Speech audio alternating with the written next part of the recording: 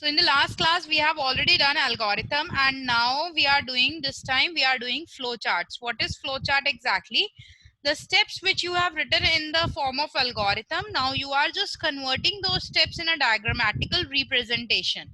The same steps you have to convert it into diagrammatical representation, and if you will convert it into diagrammatical representation, it becomes a flowchart.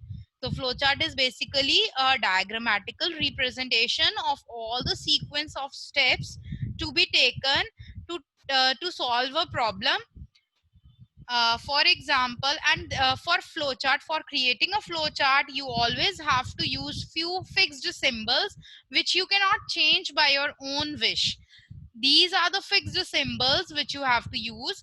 For example, the first symbol shown with the yellow color, this is oval, and this is a from where you are starting your process or where you are ending your process. At that area, at that position, you have to place this oval.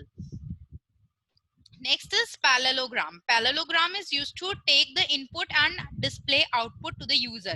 Like suppose if I have to take two values from the user to do the calculation, then these values I will take in parallelogram, because to take the inputs and to display outputs to the user, we always use parallelogram only.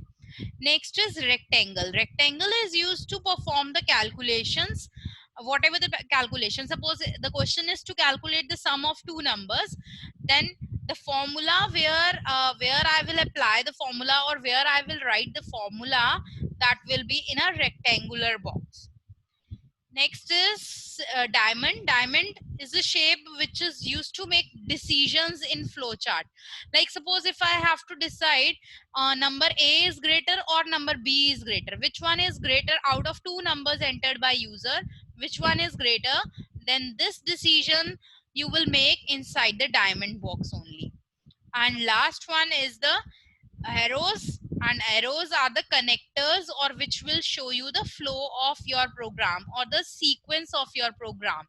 Means what will be the first step, and after that we are going to which step, and after that we are going to which step. So it will complete your flow with the, you can complete your flow with the help of these arrows. Okay, now let us understand how to create a flow chart, how to design a flow chart. This is a question I have taken to calculate the sum of two numbers. As I already told you that the start and stop will always be in the oval shape only. So for start, I have taken an oval, and for stop also I have taken one oval. And in that oval, you have to write start and then stop. Then to do this question, we have to take two numbers from the user so that we can do the calculations, we can perform the calculation on those two numbers.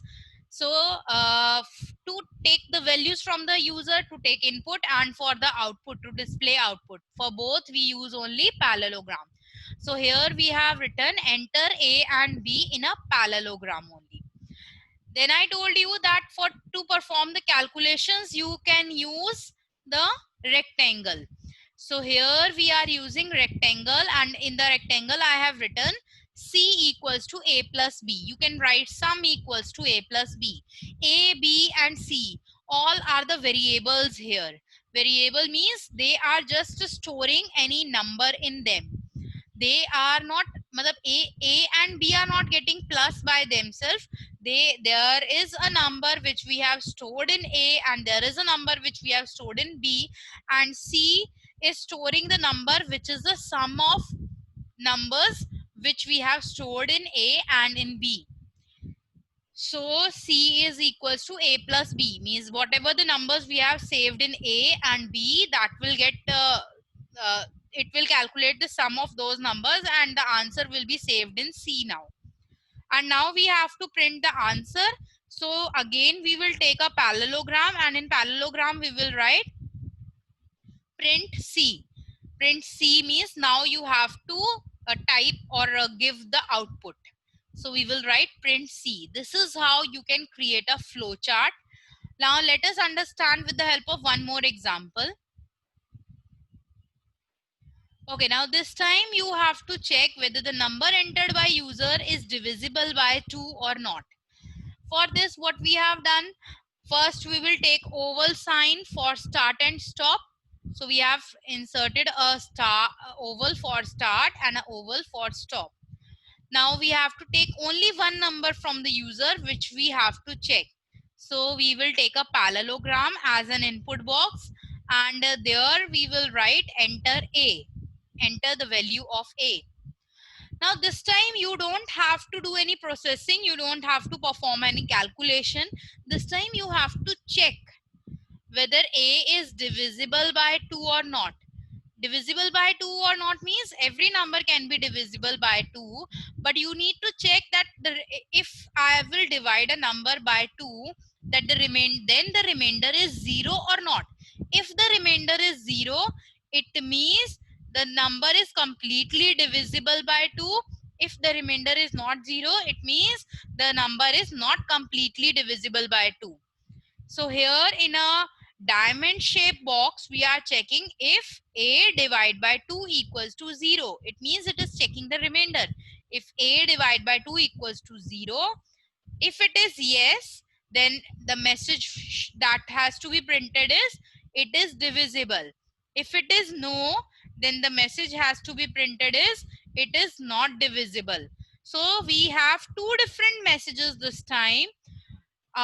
If the number is divisible by 2 and the remainder is 0, then there will be a different message. And if the number is not completely divisible by 2 and the remainder is not 0, then we have to print a different message.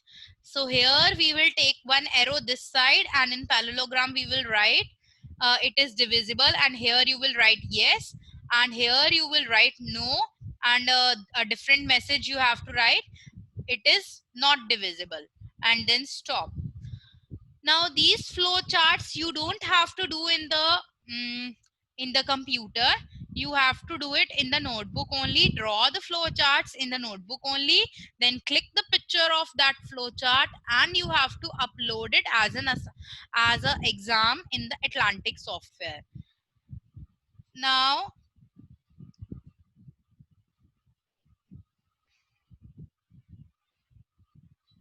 I'm